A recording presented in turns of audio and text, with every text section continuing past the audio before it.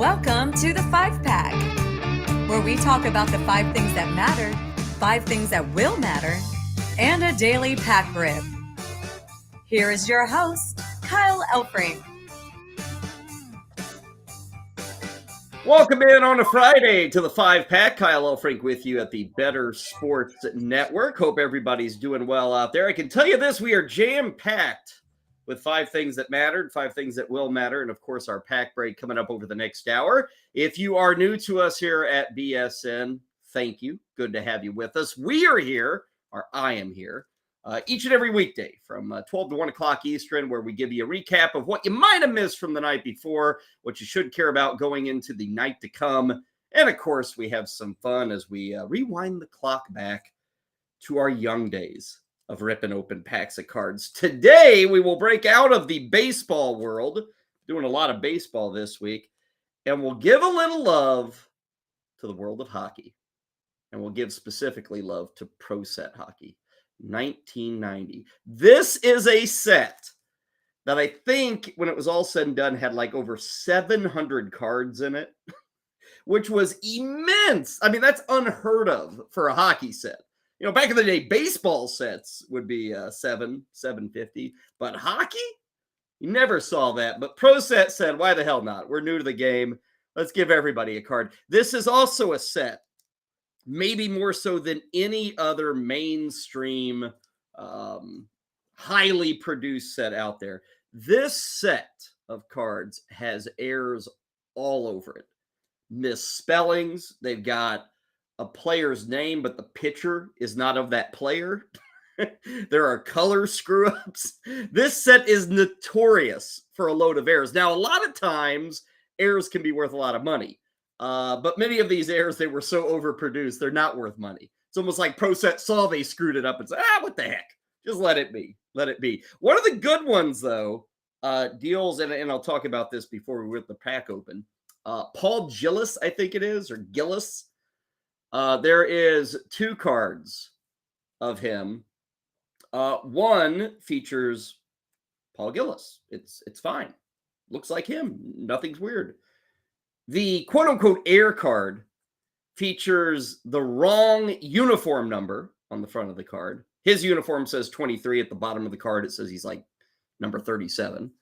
But beyond that, and even more fascinating, is in the air of the Paul Gillis, or the rarer version of the Paul Gillis card. He's got a nose that is pouring blood out of it. In the mainstream card, they airbrushed his bloody nose out of the photo. But a few years back, somebody stumbled upon a card where he was bleeding out of his nose. I guess ProSet thought in 1990 they should protect the kids. So the mainstream card, the regular card, has the blood airbrushed out. The air card, if you will, has the blood still intact. So maybe we'll get that. Who knows? We will get to that later in the show. Let us begin with the 5 things that mattered from the Thursday that was. And I will note, we're kind of covering all of our bases today with some baseball, some basketball, some hockey, even some football coming your way over our next 10 items. We begin at the Diamond with some off-the-field news. We obviously talked about it yesterday on the 5-Pack. Max Scherzer, the suspension came down from Major League Baseball. It will be a 10-game set down for Max Scherzer. He will not appeal, which you don't often see in Major League Baseball. Usually every suspension, they say, no. And usually every suspension, it drops. You know, if it's 10 games, maybe it's 8 games, maybe it's 6 games, but it almost always drops. So why not the appeal?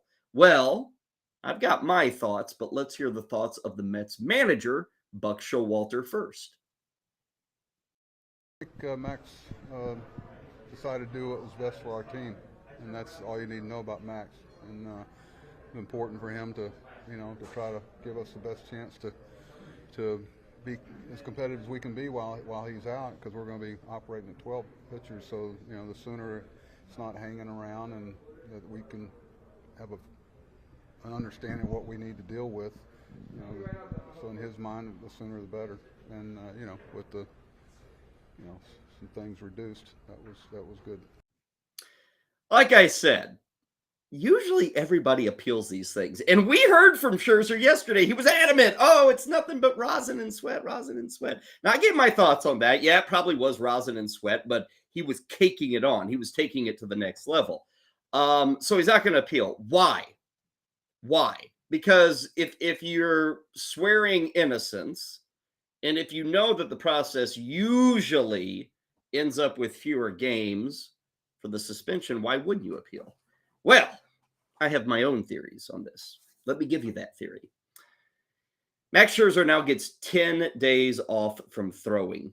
Max Scherzer just 5 days ago was dealing with a sore back. Max Scherzer has not looked very good this season. Beyond that, Max Scherzer really is only going to miss one start. Now, how does that work, Kyle? Well, he threw on Wednesday. 10-game suspension went in place yesterday. He was not going to pitch this weekend in the 4-game set against San Francisco. So those games don't matter. Mets then have a day off on Monday. They come back on Tuesday. Scherzer was scheduled to pitch on Tuesday. Would have been against the Washington Nationals. Now, fantasy owners would have loved that, but do the Mets have to have Max Scherzer on the hill to beat the Nationals? They don't. So he misses his spot against the Nationals. Good for his personal marks, perhaps, but the Mets can survive it, right? Then, after the Nationals, it's a 4-game set with Atlanta. Now, wouldn't you love to have Max Scherzer back for the games against the Braves? Yes, you need Max Scherzer against the Braves. Guess what? He will be available and off the suspended list to pitch the 4th and final game against the Braves. So, in effect, he doesn't miss that series. Whether he had pitched the first game, the second game, the third game, or now the 4th game, he still gets to pitch against the Atlanta Braves. If you appeal, and again, I love this little theory, so bear with me here. If you're Max Scherzer and you appeal, okay, the suspension is off. You got to go in front of the league. They're in New York.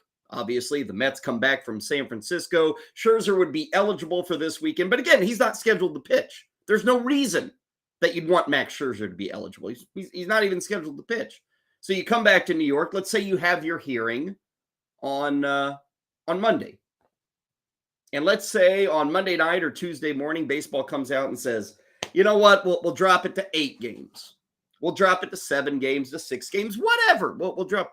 Well, then the suspension kicks in on Tuesday. Again, you still miss the start against Washington, but what else happens? You miss the start against the Braves. So there is a strategy at work here with Max Scherzer. It has nothing to do with guilt or innocence, right? Nothing to do with it. This has everything to do with the schedule. Max wasn't going to pitch against San Francisco. Who cares about the 4 games he's suspended for this week? Next week against Washington, the Mets can make do against the Nationals. They can give up that 1 start with Scherzer. And by not appealing, he makes it certain that he is available for that 4th and final game against the Atlanta Braves. So there you go. That is why you don't appeal. Now, coming up here in about 15, 20 minutes, Mark Malusis, he's got his thoughts on the Scherzer suspension, but those are mine. The strategy is in place. You accept the 10 games, you take it immediately, and you're back for the Braves. Because that's the big game. That's the game you don't want to miss, is that game against the Braves. Let's move to our second item of things that mattered from yesterday. Kind of on that opposite end of the spectrum, you know, Scherzer is still kind of good. Scherzer is still an all-star. Scherzer is still making a lot of money. A guy who is not is Madison Bumgarner, who no longer is employed by any team in baseball. I guess you could say he's sort of employed, like he's still going to get a check from the Arizona Diamondbacks. But yesterday, the struggling veteran, the left-hander, was DFA'd by the Arizona Diamondbacks. We've got some audio here from the assistant general manager of Arizona, a guy by the name of Mike Fitzgerald. He was on KTAR radio in Phoenix and had this to say about Mad Bum, who currently has an ERA that is well north of 10 on the season. Potentially. I think he's frustrated, right? Nobody, at this level, the competitiveness of these guys is extremely high. And so nobody wants to go out there and feel like you're not pitching to the standard that you're being held to and that your teammates are being held to and that a lot of them are going out and delivering on. So I think there's definitely a level of frustration. I think with that, anybody gets, struggles to find success over a prolonged period of time. It would shock me if confidence doesn't play into that and contribute to that. So I think that definitely plays a role. Again, that's audio courtesy of KTAR Radio in Phoenix. Mike Fitzgerald, the assistant general manager. That was actually before the decision came down to DFA Bumgarner. He's been bad this year. 0-3, 10-2-6 is the ERA. The whip is 2.4. He's striking out less than 5.5 batters per 9. 8 walks per, he's off. He's bad. Now, this is how baseball works. He is still owed $37 million. As long as he doesn't retire, let's just say he sits around and goes back to, what was he doing? Horseback riding? Rodeos? Yeah, Madison Bumgarner was doing rodeos. Maybe he just goes back to the rodeo circuit. He's still getting $37 million from the Diamondbacks. As of now, I can't see a team picking up Madison Bumgarner. Any team can. He'll have to go through waivers, all that, and then officially he'll be released. I don't know that we've seen the last of Madison Bumgarner. He isn't even 34 yet. So recall, he'll turn 34, I think, in like a month or so. But he's not all that old. But he was a guy, and this was kind of wild. I was looking at his numbers. Madison Bumgarner has not made an All-Star game. He has not gotten a Cy Young vote, and he has not had a season with at least 10 victories since the end of 2016. So 17, 18, 19, 20, 21, 22, and it's looking like 23 too. This guy's kind of been a, at best, average pitcher. And the last few years, he has been well below average. And this is a guy that when you look at his first 6 years, was like the best in baseball. And it's crazy. Like, we still have the Verlanders and the Scherzers out there. They're doing their thing into the upper 30s, early 40s, but they're really rare. Madison Bumgarner had immense success, crazy success in his first 6 years. After 6 years of being a Major League Baseball pitcher, and with how awesome he had been in the postseason, with 2 World Series titles, I think, at that point, Madison Bumgarner was on a track to Cooperstown. He totally was.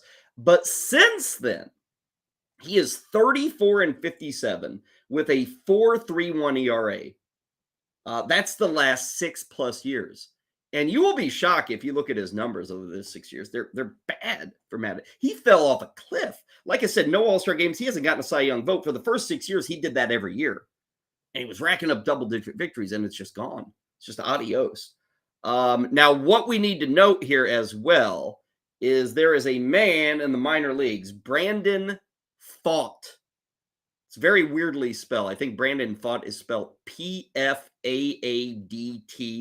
but it's fought, like fight. We fought. Brandon Pfaadt.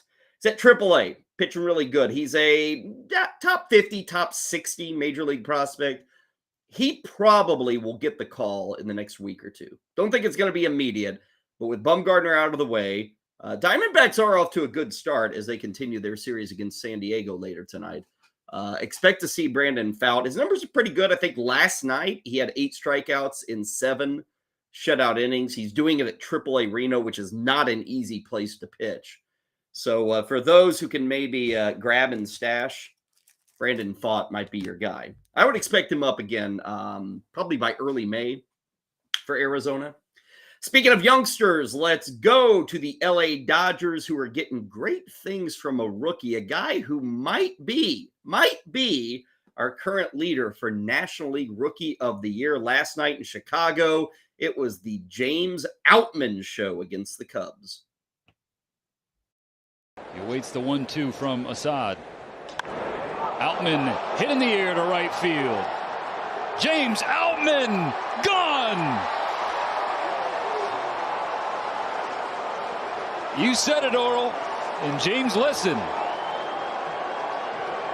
They're trying to crowd him, but that's not exceptional velocity, and if it doesn't get all the way in there. On third base for the Dodgers, just 1 out. Outman puts a charge into one to right field. James Outman, did you?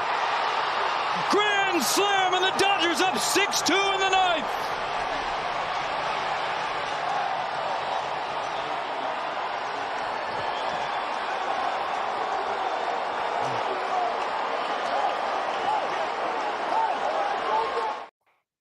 Cubs go on for a 6-2 victory. James Outman with that 9th inning grand slam off Michael Fulmer. Doubt we'll be seeing Michael Fulmer in the 9th inning for some time with the Cubs. Check out Outman's numbers. These are good. These are strong. He's hitting 290. His on-base percentage is almost 400. His slug is almost 650. Okay, this is a great start. 5 homers, 15 ribbies, 12 runs, and 2 stolen bases. As far as I'm concerned, if like the vote was held today, this guy should be unanimous. Remember where the Dodgers were and what they needed. They needed a center fielder. They needed help in their outfield. This guy won his way onto the roster with a very good spring training. He is not an uber rookie, by the way. He's not like a 20 or 21-year-old. I think Outman's 24, 25. He's kind of been bouncing around, never been seen as a great prospect. But he is a veteran prospect, if you will. And the start has been spectacular. Key thing to note with Outman, his last 3 starts have all come in the leadoff spot for LA. Now, why do I bring that up? Well, those 3 games, all with Outman leading off, those were 3 games where Mookie Betts was not in the starting lineup. Mookie Betts has been leading off all season. Do the Dodgers go with the rookie at the top, or do they go with Betts? Betts will probably be in the lineup today. He was back last night from paternity leave, actually jumped into the game midstream and went and played shortstop, had a very good defensive play as well. So that Mookie Betts shortstop thing, it's happening with LA. But for Outman, the question is, where's he hit? Because before the injury, or I shouldn't say injury, before Betts missed these previous 3 games, Outman was like hitting 6th, hitting 7th. Wasn't playing against left-handers either. And that will still be a question mark. Will they let him play against lefties? He's been fine against them in his opportunities this year, but they've mostly set him against southpaws. So those are the questions. Does he lead off? Does he play against lefties? The start has been fabulous for James Outman. I mentioned the Rookie of the Year voting. Right now, he is your co-favorite for NL Rookie of the Year. He and Corbin Carroll over at DraftKings both are plus 275 for that Rookie of the Year honor. Jordan Walker of the Cardinals, he is at plus 450.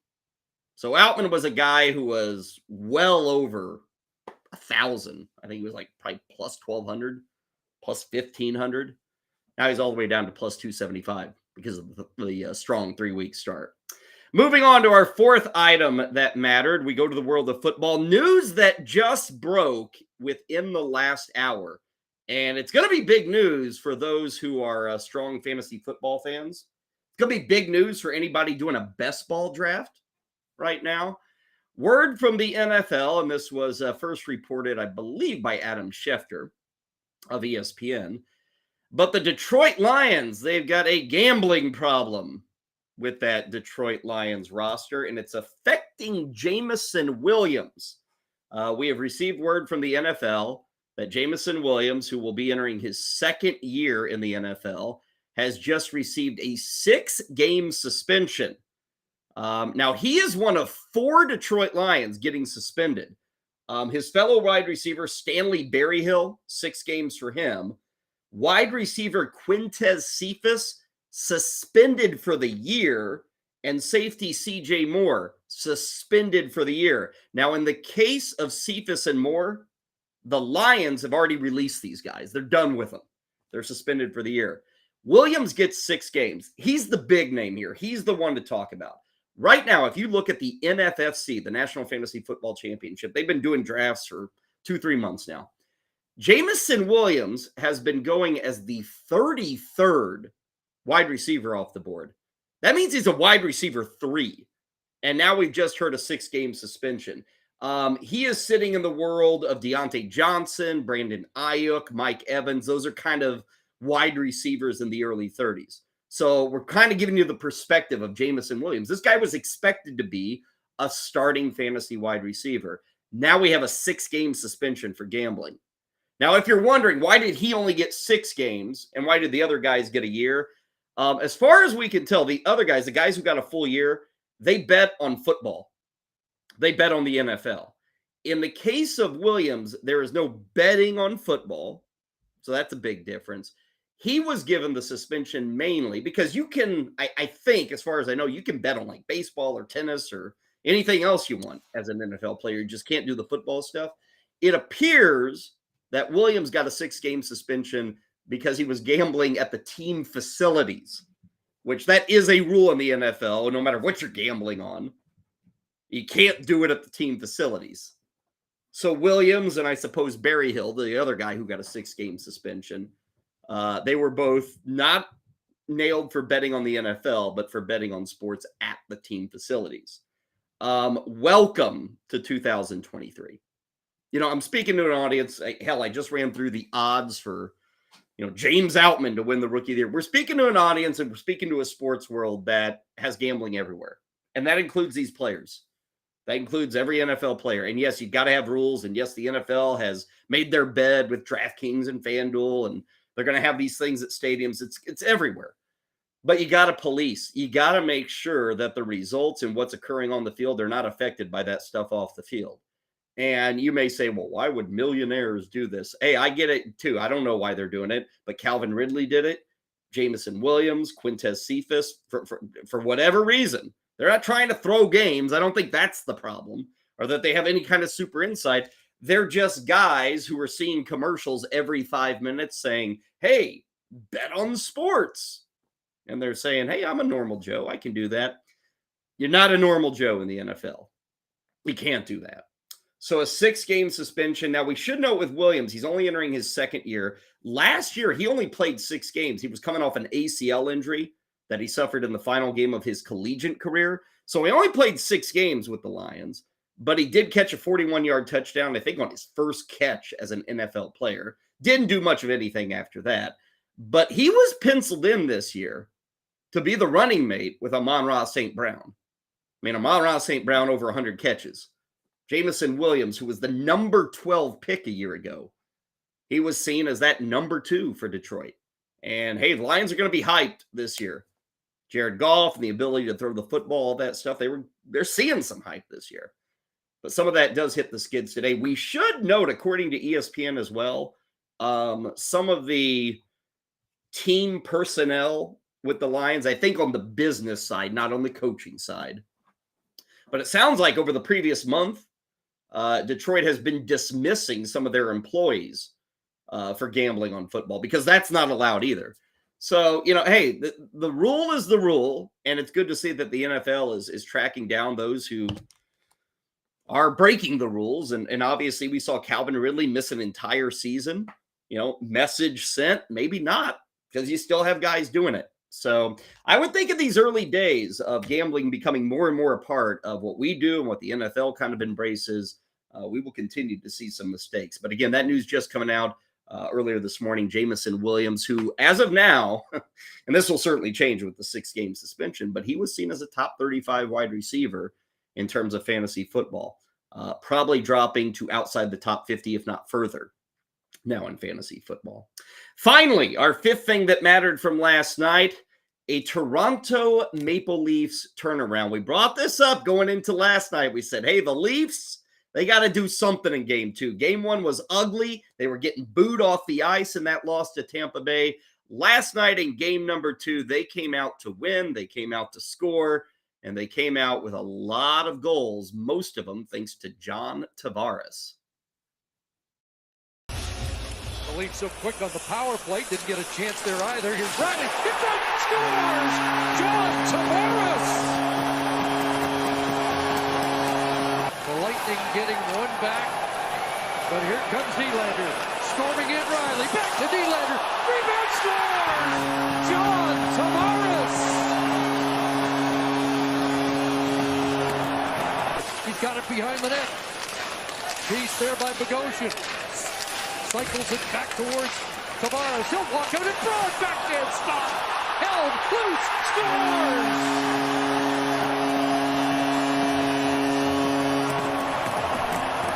At the end of the 5-on-3, so it's a 5-on-4 power play goal, and it's 7-2. All the fans were happy last night in Toronto. Very different from how it was on Tuesday night in Toronto. Series is now tied up at 1 apiece. Game 3 is going to be on Saturday night in Tampa. That is a 7 o'clock drop of the puck. Morgan Riley, 4 assists in that game. Ilya Samsonov got the win in net. He's now 2-7 as a playoff goaltender. 20 saves on 22 shots. It was a must win. And it was great to see they came out and just pummeled the Lightning. I will say Victor Hedman wasn't available for Tampa. Eric Cernak, he was knocked out with that illegal headshot in game 1. Hedman's status is critical. That's like a Norris, winning level defenseman that you didn't have last night. See if he's back out there on Saturday. Series is 1-1. Toronto stopped the bleeding, but we've seen this before. It really means nothing until the Maple Leafs advance. Then we can talk about them slaying demons. Last night was probably just another chapter in the ongoing effort to slay those demons. Again, game 3 on Saturday night. The series odds have flip-flopped, by the way. Toronto is now -160 to win it. Tampa is +140. I think I'd still go with those Tampa numbers. They got the next 2 at their place. I like that at +140. Those are the 5 things that mattered from last night. When we return, we will get you set for your Friday with 5 things that will matter for this upcoming evening. Before any of that, let's hand it over to Mark. The Moose has his thoughts on the 10-game suspension for Max Scherzer. In my mind, there is a difference between someone who is a habitual cheater and somebody that violated an MLB rule. I bring up Mets starting pitcher Max Scherzer. Why do I bring up Max Scherzer? Is for this very reason. Is that I don't think he is a habitual cheater. I think on Wednesday afternoon out in Los Angeles at Chavez Ravine against the Los Angeles Dodgers, he got ejected for that game for unknowingly, not with intent, but unknowingly violating an MLB rule. That's why you saw after he got ejected screaming at the umpires, Phil Cuzzy and everybody else on the field, that it was just rosin, because Max Scherzer believed that he was combining rosin and sweat along with rubbing alcohol to clean his hands to create a little bit of a better grip on a baseball, which pitchers do need because they're throwing it 97, 98, 99 miles an hour. What you don't want to have happen, based on the memo from Major League Baseball and a crackdown a couple years ago because of spider tack and unnatural spin rates across Major League Baseball for starting pitchers and Major League Baseball relievers, is this. You do not want to have an issue where he is consistently doing that. I don't think Max Scherzer has. So here's the difference. Max Scherzer is not a habitual cheater. He violated MLB memo. He's accepting the 10-game suspension at the urging of the New York Mets. We all need to move forward. He now knows the rule. He understands what needs to happen and what can't happen on a Major League Baseball mound. It should not change the perception of the pitcher, what he has done historically, or affect where Max Scherzer's placing right now is in Major League Baseball, because at his best, he's one of the best starting pitchers in all of the game. For more content like this, download the Better Sports Network app, visit bettersports.com, and at Better Network on all your social media platforms.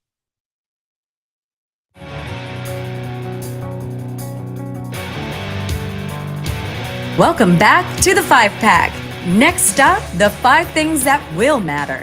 Here's Kyle Elfrink. And we'll get you that list of 5 coming up in just a bit. Still to come on this edition of the 5-Pack, we will rip open some 1990 ProSet hockey. That's right, a little love for the hockey. John Tavares not in this set, by the way, but there hopefully will be some Toronto Maple Leafs. Maybe we'll get a Doug Gilmour. That'd be a nice one to get from the 1990 ProSet. Just heard from Moose there. I want to remind you, coming up after we are done, you can catch a replay of Moose and Keith at 1 o'clock. And then later tonight, I point this out for all of you fantasy football nerds or anybody who just can't get enough of the upcoming NFL draft. Campus to Canton is coming your way tonight at 7 o'clock Eastern right here on BSN. That will be followed by our NFL draft preview at 8 o'clock Eastern tonight. Both those shows kind of focusing on what's going to begin in Kansas City next Thursday with the NFL draft. So keep it tuned right here to Better Sports Network. We will get you set, obviously, next week. Loads of coverage with that draft. But tonight, you can get the Campus to Canton guys. You get the NFL draft preview. That's Eric Balkman and Garrett Price. They're going to be helping you out there. So keep it tuned here for the football. No football in this segment. I gave you a little Jameson Williams news in the previous segment. What's going to matter for today? Well, I'm glad you asked. I got 5 things for you. Got 5 things for you every day to pay attention to the night to come. We will start in San Francisco, where Pete Alonso of the Mets are taking on the Giants in a weekend series. He's trying to make a little April history. Last night, he did it again. 3-2 with nobody out. Lindor at first. Not going. And Pete drives one deep left field. Back goes Wade near the wall, and it's out of here. Pete Alonso with a line drive 2-run homer. Number 9 for Alonso to put the Mets up 2-0. It just stayed high enough to clear that fence in left field. And Pete continues to mash. He is a beast. The beast of the East. Up to 9 home runs for Pete Alonso on the season. That ties a Mets franchise record for the most home runs before the end of April. Now, they started on March 30th, so there's a little wiggle room there. You go back in the early days of the Mets, they probably didn't even start playing until like April 10th. So it's not perfect, but still a record, 9 home runs. Mets win last night 9-4. Thank you to SNY for providing that video. With that home run, Alonso is now into 5th place on the all-time home run list for the Mets. And he's only 97 home runs behind Darryl Strawberry, who holds the Mets record. And here's another thing. Tonight he'll play again, looking to set that record, a 10th home run in April against the Giants. It's 10:15 this evening. Anthony DeSclafani is who he'll be taking his rips against. I looked it up. Pete Alonso now has 155 home runs in his first 550 games. For comparison, this is a fun comparison too. Babe Ruth, you've heard of him, right? The Babe, Sultan of SWAT, you know who that is, right? His first 533 games, he had 103 home runs. So Pete Alonso is blowing the Babe away. Now, Babe Ruth stuck around and kind of went crazy with 40 home runs here and 50 home runs there. He just kept doing that. So we'll see if Pete can keep doing it. Additionally, again, Pete Alonso, 155 home runs in 550 games. The fastest player to 200 career home runs. It's recent vintage, by the way. The fastest we have ever seen a major league player get to 200 home runs is 658 games. Ryan Howard, another young slugging first baseman out of the NL East, he has that record, 658 games to get to 200 home runs. What we would have to have happen is Pete Alonso hit 45 home runs in his next 107 games, which is a lot to ask of a guy. That would put him at 56 home runs for the season with like over a month to go. He would be well beyond the pace of like Aaron Judge if he were to do that. So I don't think that Pete Alonso is going to catch Ryan Howard. He's not going to be the fastest 200 home runs unless we are in the midst of what's set to be a historical season. So Ryan Howard should rest easy with that. Current odds to lead Major League Baseball in home runs. Right now, Pete Alonso is plus 450. His odds 3 weeks ago were plus 1,100. Did you get in on that? I do recall saying that was one of my favorite season props, is taking Pete Alonso to win the ML home run ticket. This guy he crushes home runs. Ever since he got to the big leagues, home runs. That's what he does. And he got him at better than plus 1,000. Now, he is still number 2, even with the great start, the 9 home runs. Aaron Judge is at plus 300 right now. I think Judge started at 500, so he's even improved his odds. But Pete Alonso has gone from 1,100 to 450. Again, tonight they're going to be in San Francisco. We'll see if Alonso can be the first player in baseball to get to 10 home runs this season.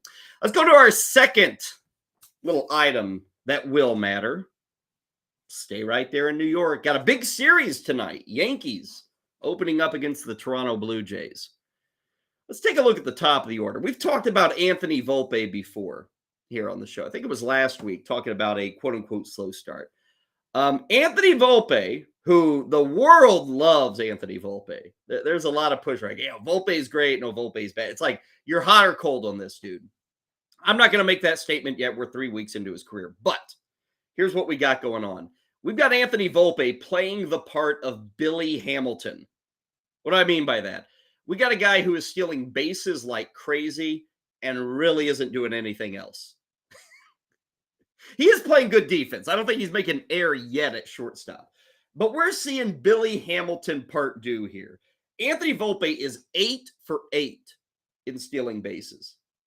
Anthony Volpe also has 1 home run, 2 RBIs. He has 7 runs scored. He's a rookie, okay? I'm not asking him to make Cooperstown today. But what you've got is a superstar in one category with his 8 stolen bases, tied for the major league lead. He's 8 for 8 this season. Perfect. Now, hey, stolen bases play. And to Volpe's credit, he has done a wonderful job getting on base. Despite the fact that he is hitting 193, which is pitiful, he's got a 340 plus OBP. Now, again, in fantasy, not many of us score OBP. So what you have here is a 190 hitter with 1 home run and 2 RBIs. That's awfully suspiciously sounding like Billy Hamilton, right? Now, he has 8 stolen bases again. And as long as he's getting on base at a 340 clip and leading off for the Yankees, he'll continue to steal bases. And hey, the book is not written. It's 3 weeks. And frankly, the fact that he has played perfect defense, that he's leading off for the Yankees, and that he's perfect on the base pass, that's good enough for me. It should be good enough for everybody. But as a fantasy player, this is a 1 category producer right now. He's really not doing anything else. More stolen bases than runs scored. You know, that's the column we need to pick up on. You're getting on base at a 340 clip. You're leading off. You're constantly stealing second base. We got to get these runs scored totals up. And it's surprising because you have Judge, you had Stanton, you got LeMahieu. You know, you got a lot of hitters behind you that can drive in runs. Rizzo as well. But we got to get that number picked up. So Volpe tonight is against Toronto. And if you are wondering, Yusei Kikuchi will be pitching for the Blue Jays. Check this out. I looked this up as well. Kikuchi, kind of a veteran, he has thrown over 480 innings in his big league career. He has allowed 18 stolen bases. That is 1 stolen base for every 27 innings of pitching. This is a tough pitcher to steal on. So this will be a fun matchup if we can get Volpe on base, trying to steal against Yusei Kikuchi. He has not allowed a stolen base this year. And again, only 18 of them in over 480 innings in his big league career. Apple TV Plus will have the broadcast tonight, 7:05 for that one with the Yankees and the Blue Jays, kind of an AL East showdown. 7:20 tonight, another thing for you to follow this evening. Gotta love this battle. Maybe the most attractive series of the weekend. It's going to get going in Atlanta. It's going to be Houston visiting the Atlanta Braves.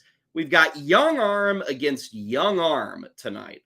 It'll be Hunter Brown going for the Astros against Bryce Elder of the Atlanta Braves. And both of these hurlers are looking really good to start the season. If you look at Brown's numbers, he is 2-0 with a 1.93 ERA. He's got 1.02 on the whip. Those numbers play. Check out Bryce Elder. Good numbers too. 2-0, 1.53 ERA with a 1.25 whip. You get a few more strikeouts with Elder as well. They're going to face off tonight at 7:20. Couple of young guns, something for you to follow. Couple of guys who are important as well to the bottom line. You know, Houston is still crossing their fingers for Lance McCullers. We'll see if he ever gets back. But right now, Hunter Brown is filling in and filling in pretty well. His first game was a little rough. The last 2 have been excellent. Bryce Elder has looked good of late. I was looking at some props for this game. The runs total for tonight's game between the Astros and the Braves is at 9. It's pretty well a coin toss on the money line. Houston's -115. Atlanta is -145.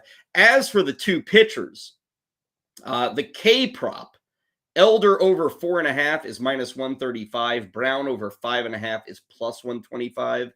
Elder to be over 17.5 outs is +100. Hunter Brown over 15.5 outs is -145. And then you can get wins odds. Elder is +200 for the win. Again, he's with the Braves. And Brown is +185 for the Houston Astros. 7:20 tonight in Atlanta. First of 3 between the Astros and the Braves. Tomorrow it's Valdez and Wright between these 2, and then Javier and Fried to finish it off on Sunday. Let's go to our 4th item that will matter. Kansas City, Missouri is where we go. Why are we going to Kansas City? Because the Dominator is going to Kansas City. Shohei Ohtani on the hump. I just want to remind everybody, you want to watch this guy pitch. We talk in the abstract of Shohei Ohtani like we're already bored by what he does. Do not be bored by what he does. He is up against the Royals tonight. It's a very late first pitch, 9:40 Eastern. That's like an 8:40 start in Kansas City, which usually they're starting at like 7 o'clock. So maybe it's a TV thing going on here. But I just want to remind everybody, appreciate Ohtani. Like, he's doing his usual thing. He's dominating this year. Check this out. Going into tonight's game against the Royals, 10 of the last 11 starts that the right-hander has made, he has allowed 0 or 1 earned runs. 10 of his last 11. He's probably due to dominate the Royals too. He faced them one game last year. Might have been his best game of the season. 8 shutout innings, 2 hits allowed, 13 strikeouts, and 1 walk. That was against Kansas City. I think it was like last May, last June. Killed him. Dominated. He is currently, Shohei Ohtani, check out these odds, plus 120 to win AL MVP, plus 120. To win the Cy Young, he is plus 500. He is the number 1 bet to win AL MVP. He's number 2 to win the Cy Young. Garrett Cole's the only guy ahead of him in the American League Cy Young race. Just wanted to remind you, Shohei Ohtani. If you get a chance, you watch him. Odds for him, since I gave them for Elder and Brown. Ohtani, over 7.5 Ks, minus 105. Over 18.5 outs, which would be getting at least 1 out in the 6th inning, plus 125. And then to get the win, I said Elder, plus 200. I said Hunter Brown, plus 185. You'll find a lot of that with starting pitchers if you're betting on the win. Ohtani tonight is minus 115 to get the win. And I can't really call out that number. It makes total sense. 100% sense. Fifth and final thing will take us to the hardwood. Let's move away from the grass. Let's go to the basketball court. Let's talk about Game 3 tonight in Madison Square Garden.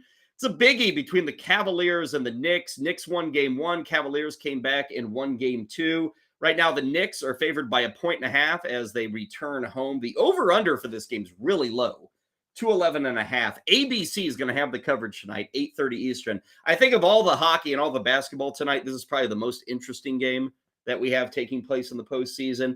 What's going to matter here is a couple of things. Number one, Cleveland does an awesome job of slowing the pace down, like a crazy good job. And in Game 2, they did that. And this is really a battle of two types of styles. Cleveland loves to slow it down defensively. They're one of the better defensive teams in the NBA. I think they were number 1 this year in points allowed per possession. Now, the Knicks, offensively, the Knicks were number 3 in points scored per possession. So you have one of the best offensive teams on a possession basis, per possession basis, versus one of the best defensive teams. In Game 2, Cleveland dominated on the defensive end. Evan Mobley was huge on that. They started to throw doubles at Jalen Brunson. I would suspect they're going to throw doubles at Brunson again, who is kind of the key component of everything the Knicks want to do. And the guy who's got to step up, if they're going to bring doubles to Brunson, that's going to leave Emmanuel Quickly open. Quickly's been really quiet in these first 2 games. He's probably the guy I would look at and say, there's your X factor, is Emmanuel Quickly. So the Knicks, Game 3, they are the home team against Cleveland tonight. Should be a lot of fun. Julius Randle, Donovan Mitchell, Mobley, who I mentioned, Jared Allen. Cavaliers go kind of with that Twin Towers arrangement in the paint. Some good stuff there. Again, 8:30 tonight, ABC will have the coverage. Those are the 5 things that will matter for this evening. Now let's get you a little more NBA talk, shall we? Ricky Props has his thoughts on the Friday night to come. Hey, it's Rick Kamla, a.k.a. Ricky Props for Better Sports Network. Let's go to the wood with Jason Tatum at Atlanta tonight, over 29.5, minus 125. Here comes the eruption game. 25 on 44% in Game 1, 29 on 55% in Game 2, over 30 tonight. Jalen Brunson at home against the Cavs, over 23.5, minus 140. Bounce back alert. He had 20 on 29% shooting in Game 2, 27 in Game 1, 25 against Cleveland during the year. Emmanuel Quickly versus the Cavs, over 11.5 points, minus 125. Brogdon just won 6th man. Here comes the snub game. 3 in Game 1, 12 in Game 2, 15 plus tonight. Jokic at Minnesota over 8.5 dimes, minus 130. 9 dimes last game, 12.5 against Minnesota during the year, and they allow the most assists to centers. Go to bettersports.com and on demand with the Better Sports Network app, and hit us up at Better Network on TikTok, Instagram, YouTube, and Twitter.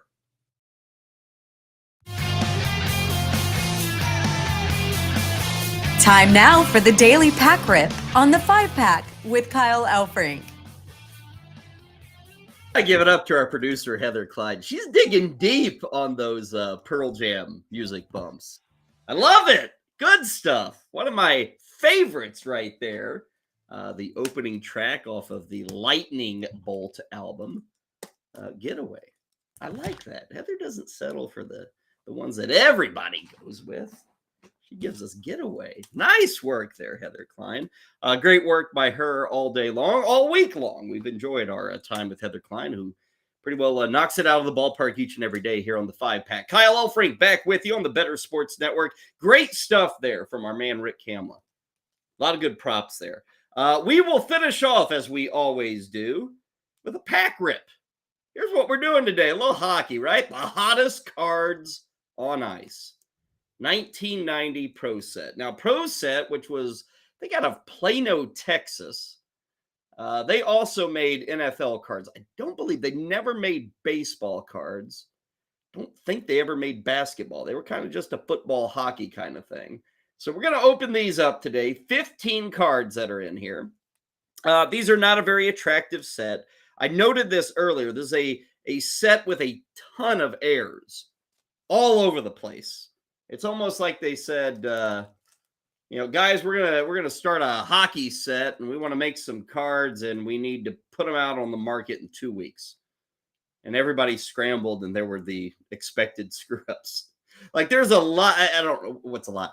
There's probably upwards of like 75 screw ups in these cards. Like 1 out of every 9 cards, there's some sort of error with ProSet. I noted this earlier. It's a massive set. I mean, it's a giant set for hockey. It's like 700 cards. It is so big that I saw a number this morning. I was looking up some information on this. There's something like 230 rookie cards in ProSet 1990. Tons of them. Now, that doesn't mean they have 230 cards that are, 10 of those guys you care about. But this, of course, was so overproduced that even those guys don't pull huge numbers. The most valuable card in this set is not even a card. There is a hologram of the Stanley Cup, Lord Stanley's chalice. There's a hologram in here that if you pulled it as a perfect PSA 10, you're looking at like $17,000. So if I pull one, I won't be here Monday, okay? Probably won't be here Tuesday. Probably be flying to Vegas if I pull one. 1990 ProSet. Let's get rolling. I'm going to look at all these and see if we got errors, even though I don't really know what I'm looking for. We will start with a goaltender for the New York Islanders, Glenn Healy. Pretty good goaltender. And like many in the 1990s, he was working on a mullet. That was kind of the thing you did. Healy originally signed as a free agent with the LA Kings, eventually ended up with the Islanders. This was year number 1 for him. I think he went on to some big things with the Islanders, played pretty well in some postseasons there, but he will lead us off. Man, check out those old goalie pads. Leather, right? Yeah, brown leather. And I know they're still leather, but that's like heavy leather. That's like real leather. That's not like anti-sweat and anti-moisture. That there is like a whole cow that is on Glenn Healy's legs. Seriously. You get done with a hockey game there, and it's like, oh my God, my legs, they weigh 40 extra pounds all of a sudden. Left winger for the Chicago Blackhawks, Steve Thomas. There he is. Steve Thomas, who was a part of those upper lines, like line 1, line 2, a lot of times with Jeremy Roenick. You'd find Steve Thomas up there. Coming off the 89-90 season, 76 games, 70 points. He was a usual 60 to 70 point producer. Here's a name you know. Here's a legend. Here's a guy also wearing pure leather pads. Patrick Waugh, which I always wonder to myself. There's probably some youngsters in the audience, people who are, 12 years old. They're saying, no, Kyle, you're wrong. That says Roy. Oh, not the French way of saying it, dear youngster. Patrick Roy. I remember that back in the day. That was always a difficult thing to figure out. It was like introduction to French, at least my introduction to French. Patrick Roy, not Roy. French Canadian, Kyle. There is such a thing. Won a Stanley Cup there with Montreal. Went to Colorado. Won another one. Glenn Wesley making an appearance. He was a forward. I think he played some time here with St. Louis with the Blues. And you'll notice a little bit of action in these cards. Again, in the late 80s, early 90s, the key was we're going to shake things up by bringing some action to the cards. And you can see in the background there, see that blue jersey? That's the Quebec Nordiques. No longer with us. They're now the Colorado Avalanche. But you notice the fleur-de-lis there, the blue and white fleur-de-lis. Play in Quebec. The Nordiques, who I was in Quebec City, gosh, about 4.5 years ago, and there is still a lot of Nordiques paraphernalia bouncing around in that town. We get our third goalie. So what have we done? 5 cards, and we've gotten 3 goalies. We have Glenn Healy, Patrick Roy, and we continue our tour of the NHL Eastern Conference by going with Andy Moog. Andy Moog, who was quite a goaltender for Boston. He led them, I think, to a Stanley Cup final, too. Let's see. Boston made it all the way to the finals. He was runner-up to Patrick Roy in the Vezina Trophy. This was 89-90. The Bruins, I guess, made the Stanley Cup finals maybe around then. Andy Moog was a big part of that. So there you go. 3 goalies. Okay, here's a fun name to say. Vincent Damphousse, Toronto Maple Leafs. See, I told you we'd get a Maple Leafs. We're kind of going Maple Leaf crazy here on the 5-pack. Vincent Damphousse. Here's another French Canadian. So see, you'd learn all sorts of things growing up with these hockey names. But Ben Damphousse, pretty good with Toronto. He bounced around later. Daniel Shank, I can tell you I don't know much about this. I will say this might be one of those cards that is an heir. And why is it an heir? You'll notice, let's see, let's look at the Blackhawks. Blackhawks card, you got a red top. Blackhawks are red. You notice with Boston, got a yellow top. Boston being in yellow. Canadiens, blue top. Check out our Red Wings. It's a white top. Now, the bottom is black. You could have gone with a black top. I realize your emblem is red, so they probably wanted to stay away from the same color emblem. But you'll notice with Toronto, they did blue on blue. But here with the Red Wings, maybe it's an heir. You never know. A lot of heirs in this set. I don't know all of them.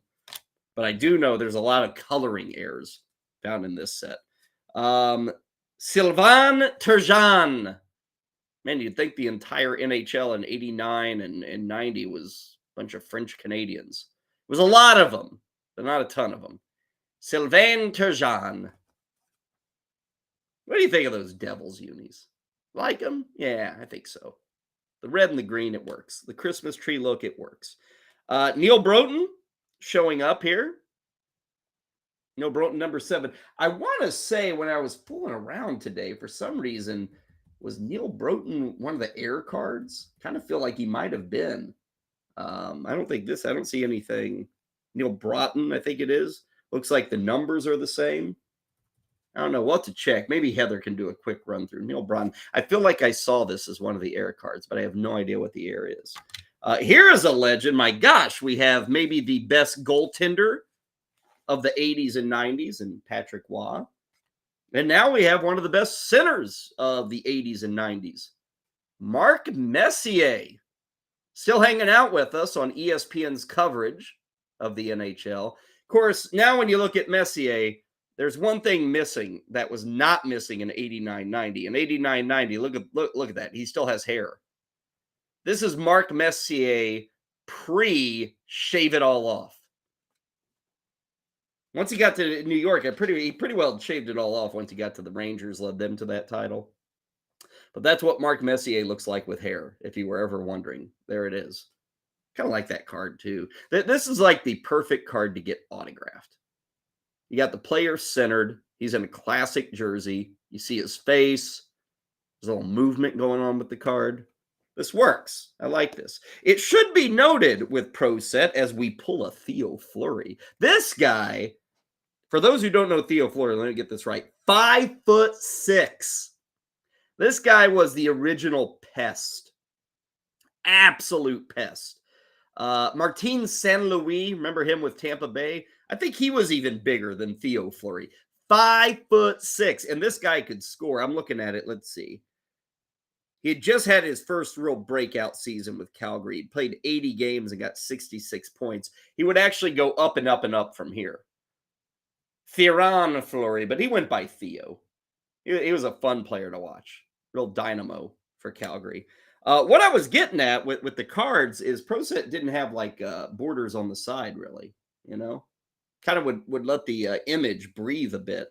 Here's another guy, won some Stanley Cups, good defenseman, Paul Coffey, part of those Lemieux and Yager years. Also, I think he played with, did he get over to Boston maybe later? Maybe so. What is the guy doing in the background here? What do you guys think? See that guy in the background with his hat on? What's he looking at? Now, if I didn't know any better, I'd say, oh, Kyle, he's looking at his cell phone, right? That's what you'd say. In 2023, you'd say, oh, Kyle, it's obvious he's looking at his cell phone. No cell phones, right? Unless this is like some screw up in the Matrix. And this is actually a guy who appeared in a game in 1990 as a fan and was looking at his cell phone. Maybe he's just rubbing his hands together. I don't know. I think he's a time traveler myself. All-star cards. How about that? Wow, our second Mark Messier. That's an all-star card, so I guess we call it a different card. Here's another angle of Mark Messier with hair. There you go. It says fun facts and figures, or all-star facts and figures. The Wales Conference scored the fastest 4 goals in 4 minutes and 26 seconds during the 1980 All-Star game in Detroit. 4 goals in 4 minutes. Even the Maple Leafs don't give up that many goals in the playoffs. A couple of more cards to go here. Another All-Star, Brian Propp, who appears to be nothing more than a prop when this photo was taken. I mean, really? You go to the All-Star game, and I don't think Brian Propp made many All-Stars. This is the photo we get? I mean, handsome guy, but oh my God, the back photo's the same. Look at that. Same exact photo. Embarrassing ProSet.